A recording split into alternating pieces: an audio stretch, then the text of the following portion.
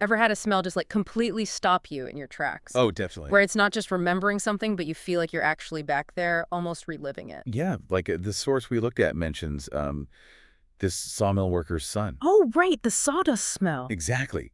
He smelled sawdust and boom, vivid pictures so graphic that for the moment, I lived the scenes again.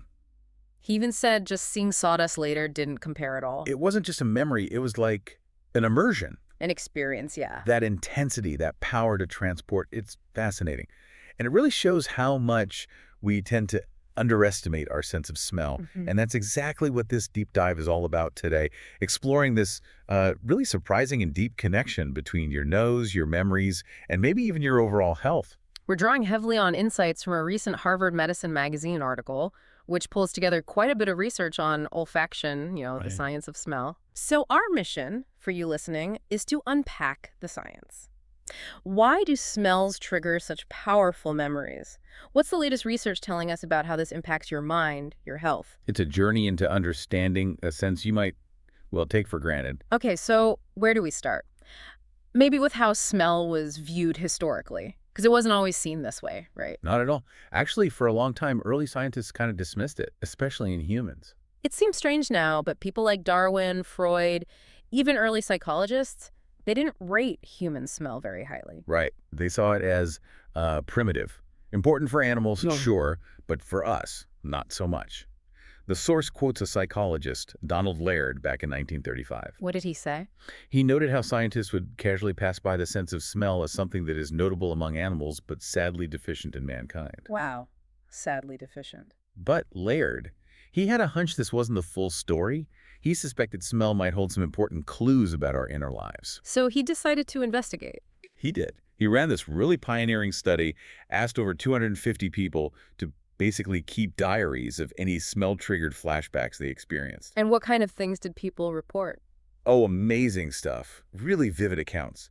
Someone remembered the specific awkwardness of a dance class just from a whiff of perfume. I can imagine. Another recalled a long-lost uncle with incredible clarity just from the smell of a wool overcoat. And these weren't just fleeting thoughts. No, people describe them as remarkably intense, emotional, and deep-seated. Way more powerful, apparently, than memories brought back by sight or sound. So Laird was thinking, maybe smell is more important than we thought. Exactly. He posed this question. Could smell be an overlooked avenue into the mind? Maybe even useful for educators. Pretty radical for the 1930s. And it turns out he was definitely onto something big. He really was. Fast forward to today, and neuroscience is actually showing us why smell has this unique power. So it's not just anecdotes anymore. There's hard science. Right. Sandeep Robert Data, a neurobiology professor at Harvard Med, puts it nicely. He says, even if our sense of smell isn't like a bloodhound's. Which it definitely isn't. No. But it's still deeply tied to our cognitive centers, our emotional centers, and our memory centers. It's fundamental, he argues, for giving us a sense of well-being and centeredness. Okay, so why? What makes smell different? This is where it gets really interesting, right? Goes way back evolutionarily. Way back. Think about the earliest, simplest brains. Smell was absolutely critical. For survival, finding food, avoiding danger. Exactly. Navigation, finding mates, danger signals. Data suggests you can almost see the original brain structure as a core linking smell, navigation, and memory together. So that ancient connection explains why those systems are still so tightly linked in our brains today. That's the idea. Yeah. And the physical wiring is unique too. How so? What happens when we actually smell something? Okay, so you breathe in odor molecules. They bind to specific receptors in your nose. Think of it like a key fitting into a lock. Right. These signals then travel up olfactory neurons to a part of the brain called the olfactory bulb. Okay, standard sensory pathway so far. Well, here's where it gets different. This is the key bit. Signals from your other main senses, sight, hearing, touch, taste, they all have to go through a relay station first. How? Exactly, the thalamus. It sorts and relays sensory info.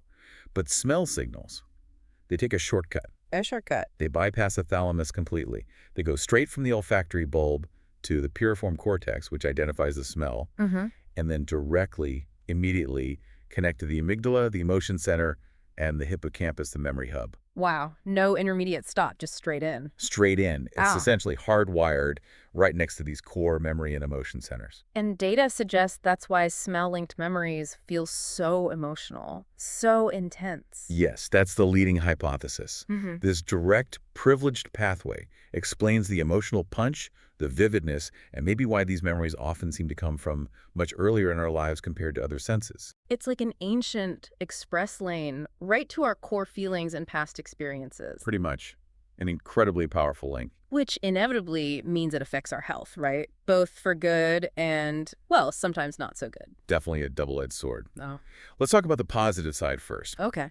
Neuroscientist Rachel Hers's work shows that these smell-triggered memories can be real mood boosters. They can reduce stress. More than just smelling something nice, like the memory part is Yeah. key. Studies found recalling a personal memory via smell leads to slower, more relaxed breathing compared to just encountering a generic pleasant scent. Interesting. And it's even been linked to lower levels of inflammation markers in the body. Which, companies already understand this power, don't they? Perfume brands, retailers trying to create an atmosphere. Oh, absolutely. Commercial interests are definitely trying to leverage this connection to influence how we feel and what we buy. But then there's the flip side, the darker potential. Right. Carrie Ressler, who studies trauma at Harvard Med, points this out very clearly. If a smell gets tangled up with a traumatic event, Like, say, burning diesel fuel for a combat veteran. Or a specific cologne worn by an abuser. exactly, those kinds of examples, those smells can become incredibly potent triggers for PTSD flashbacks. They can just erupt out of nowhere, incredibly intense. That sounds terrifying. And what about losing your sense of smell altogether?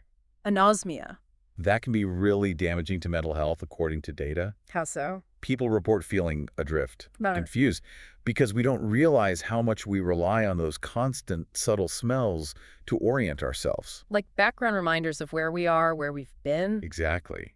Losing that can make you feel disconnected from your surroundings, from your own past, in a way. It removes those anchors. Given how profound this all is, it makes sense researchers are looking at therapies involving smell. For sure. Especially around trauma and also memory problems. Wrestlers' work with mice sounds fascinating there. Fear conditioning with smells. Yeah, it's quite striking. They conditioned mice to fear a specific smell, and they actually observed physical changes in the mice's olfactory systems. Physical changes. Like what? Things like more neurons becoming responsive to that specific smell, and certain structures in the olfactory bulb, called glomeruli, actually getting larger. Whoa. So the fear response reshaped the smell system itself. Seems so. But here's the hopeful part. They could then reverse it. Reverse the physical changes, too. Yes, using exposure therapy, basically. Repeatedly presenting the smell without negative consequence, they can reduce the fear behavior and those physical changes reversed. That shows incredible plasticity, right? The system can adapt and unlearn. Exactly. Which obviously raises hopes for human PTSD treatment. Have they tried this with people? Well, it's still early days, but there was a study in 2019 using virtual reality therapy for veterans. VR. How did smell fit in? They incorporated relevant smells, like diesel fuel, into the VR scenarios to help process the trauma more effectively. It showed some promise. And it's not just about confronting bad smells, is it?